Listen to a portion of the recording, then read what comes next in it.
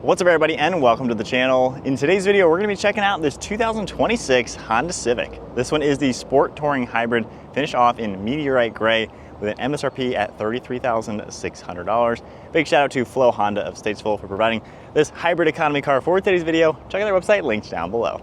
Underneath the hood of the 2026 Honda Civic Hybrid, you're gonna find a 2-liter inline 4-cylinder naturally aspirated engine with, of course, that hybrid system. We're going to see 200 horsepower along with 232 pound-feet of torque. It is front-wheel drive with a CVT transmission. Curb weight is around 3,500 pounds, and it only runs on a 10.6-gallon fuel tank. However, you can expect 50 miles per gallon in the city with 47 out on the highway. It's got a 2-motor hybrid system to give you that type of MPG. The overall length is 184.8 inches with a wheelbase at 107.7. Width is 70.9 and height is 55.7 inches. For the styling on the 2026 Honda Civic, nothing really too new has changed for it. It's still a nice sporty looking economy car. They have a cool look for these LED headlights with a dark housing as well as those daytime running lights. I like the body colored trim piece underneath them. You're also going to get forward facing parking sensors. Got your Honda badge up above with black trim and a ton of mesh to provide cooling to all the radiators. The lower front bumper has a nice chin spoiler to protrude outward just to give it more of that sporty look. And then there's even functional air inlets to provide some airflow through the bumper. It's a really sporty looking economy car by far. I think it's a great car with good proportions all around. Up on the hood, you're gonna see how it integrates into the upper bumper, and we have some sharp body lines throughout it as well. For the side, you're gonna see a cool set of satin gray wheels with a multi-spoke look, 18-inch diameter, and then sharp lines throughout this front fender. We have one sharp body line throughout the whole side profile, and then a sharp design for the lower portion of the doors. There's body colored door handles as well as black mirror caps, integrated turn signal, and then all black trim throughout the windows. You're even gonna see a sunroof up above with a shark fin antenna.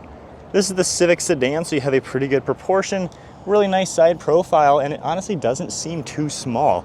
It doesn't just look like a cheap small economy car. It's very well sized to give it some good road presence. That sharp line is gonna cut into the taillights with a red housing. Got your Sport and Touring badge blacked out along with Civic. Honda badge right in the center with the hybrid badge, and then more parking sensors all throughout the rear with some body color down below to give it a sporty look once again. So overall comes together very well with good proportions and a nice sharp style. For the key fob, we're gonna get lock, unlock. We have remote start, even the trunk release, Honda badge on the back. If I go ahead and keep the car locked, you have a smart key.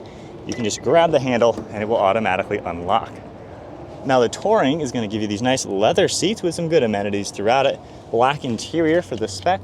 And then along the door panel, primarily finished in black. We have some smooth, soft touch material up above, gloss black trim piece with your release handle, and then all of your window and mirror controls with more of this nice vinyl leather material for the padded armrest with contrast stitching. You're even gonna see power controls for this driver's seat, and then a nice combination of smooth black leather with contrast stitching, and then perforations all throughout the center. Really good looking set of seats with nice contrast to them, and then a 3-spoke design on the leather wrapped steering wheel with silver trim. And then now inside the 2026 Honda Civic Sport Touring Hybrid, keep my foot on the brake, we can go ahead and fire it up. The engine won't necessarily turn on given it's a hybrid, however with the air conditioning on, it's gonna go ahead and fire up. Got your Honda badge right in the center, and then controls on the left side for Bluetooth and audio. We also have cruise control on the right side with lane keeping and steering intervention. There's gonna be paddle shifters on the back side that are gonna adjust your regenerative braking. Stock on the right side is for windshield wipers, stock on the left side is for headlights and turn signal. This is gonna get a nice digital gauge cluster. On the left side, you can scroll through some audio information. You can also see your battery on that left. Far right side, we have your fuel, and then we can also scroll through this and see a lot of different information for vitals within the car. Speedometer's up top as well, so it's a nice look. You're gonna see this cool mesh design for the air vents with gloss black trim, interior dimming, traction control, and then some soft touch material up above on the dashboard. More of this really cool mesh for the air vents, which I really like. I think that's a pretty sporty touch, and then all this gloss black trim throughout it all. You're gonna see a nice multimedia screen with touchscreen. This one has a lot of Google integration now. You still have Apple CarPlay and Android Auto, and then all these nice large tiles. It's pretty easy to maneuver and configure. You can even watch a lot of the hybrid system. We have a physical home icon, back button, volume as well. And then when I go into reverse, you have a pretty good HD backup camera with a couple different views. So not a bad screen. It's really simple, nothing too fancy, but honestly, simplicity is quite nice. Hazards right in the center and physical climate controls. You can see your rotary dial in the center for fan speed. We have dual zone temperature, heated seats, all of your different zones, defrost as well. And then there's going to be extra plugs and wireless phone charging with storage all throughout the center. There's going to be this textured plastic trim for the center console here, and then we have 2 large cup holders with drive modes, electronic parking brake, and your brake hold. Now, if I toggle through the drive modes, we have Eco, Normal, Sport, and Individual. Now, in Individual, you can actually customize it, and you have quite a few different things you're able to adjust, which is really nice to see, especially on an economy car like a Civic. Down below, we have a nice padded armrest with that same leather material, contrast stitching, tons of storage throughout the center, a removable cubby that even has an old school Honda Civic on it, just a nice amount of space. And then for the glove box on the far right side, pretty large bucket as expected. One last look at the interior. Well, this isn't all too new for the 11th generation Honda Civic. It's been out for a couple years now. This is still a very nicely appointed interior. We have a nice sunroof with the shade up above, even a sunglass holder. And then you're going to get dome lights and a thin mirror. But overall, very nice interior. Taking a look at the rear seat space, I can just grab the door handle and open it up. Door panel looks the same as the front. You're just going to get a little bit harder plastics back here. Got the gloss black trim and then this nice leather material with the padding for your armrest. You're going to see 3 seats back here with the smooth leather as well as the perforated leather. And then the center seat cushion you can pull back, and you're going to have an armrest and cup holders. There's no real amenities or anything, just a little bit extra storage space up on that back side. So hopping into the back seat with the Honda Civic sedan. So sitting here at 5'11", to be honest, this is a very roomy economy car. I have a couple inches of headroom with the driver's seat at my height. I have plenty of legroom and footroom. The seat itself actually cradles me really nicely. Honestly, when you compare this to a Toyota Corolla, which is a competitor, that is way small. This is more in line with a Camry as far as the back seat space. This is pretty roomy. Wouldn't mind a little bit better lumbar support. I think the rear angle is good for these seat backs. Just my lower back doesn't seem all too supportive. But for an affordable economy car, honestly, Civic is pretty roomy. And then taking a look at the cargo space, there's gonna be a button underneath the Honda badge. It's gonna automatically pop and we can open it up. You're gonna have around 14 to 15 cubic feet of cargo volume in the sedan. It is pretty roomy with a deep floor. And then if you pull this open, we are gonna get some equipment to inflate a tire as well as extra storage space. And then for the back seats, you're gonna pull these and that'll pop the back seats down.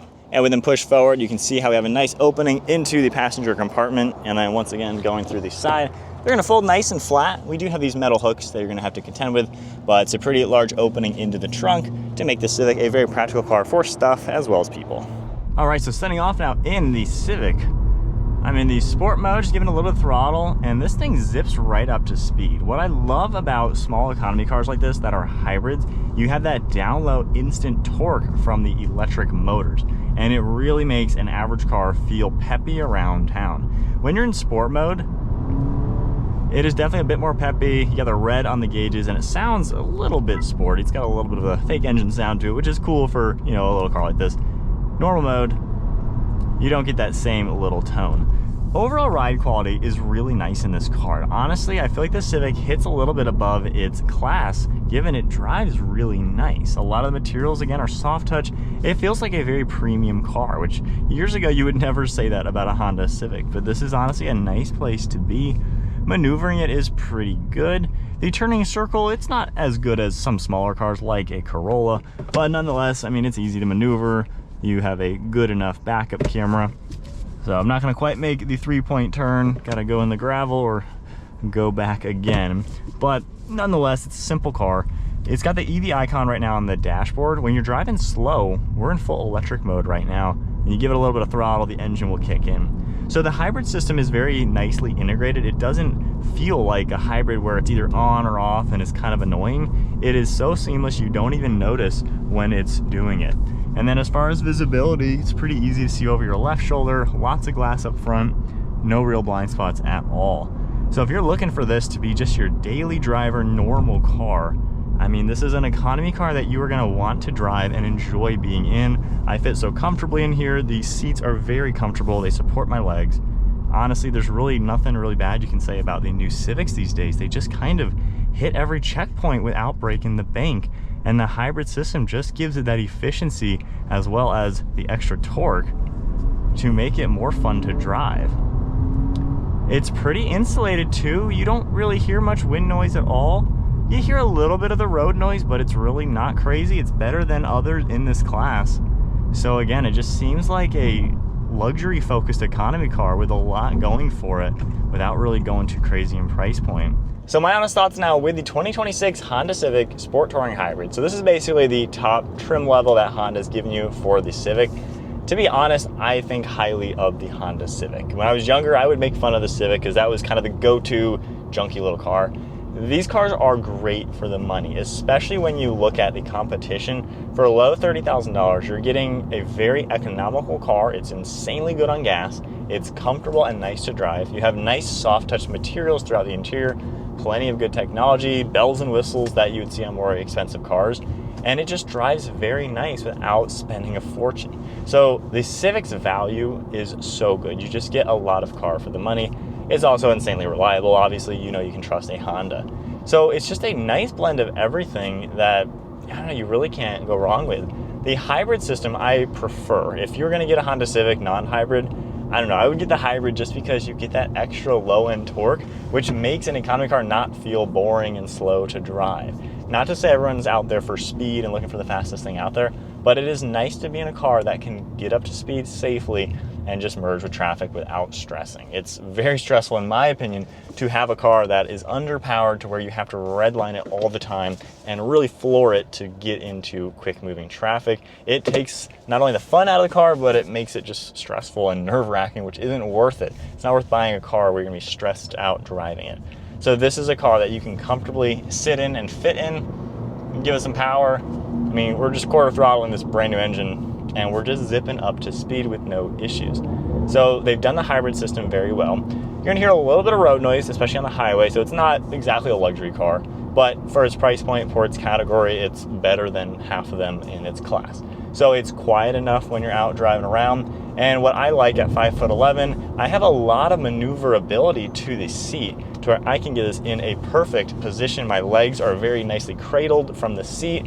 You know, in the Nissan Sentra, my legs are very cramped. There's no leg support. I don't like driving that car. The Corolla is not much better. The Elantra is pretty good. This is very, very nice and comfortable, and I've seen plenty of people who are significantly taller than me, and they fit in these Civics very well. So Honda has done a great job making this a friendly economy car for anybody of any different size, whether you're tall or just a larger body type. You know, the Honda Civic can fit a lot of people comfortably. And the back seats are actually useful. Now, my complaint with the back seats is there's no air vents. So if you have a rear-facing infant, you know, a newborn child, not exactly the best family car. However, if you have forward-facing seats back there for kids, they're gonna fit nicely in the back. Air conditioning will be fine, giving them airflow from up here. So there you go. Those are my thoughts on the 2026 Honda Civic. This is the 11th generation Civic.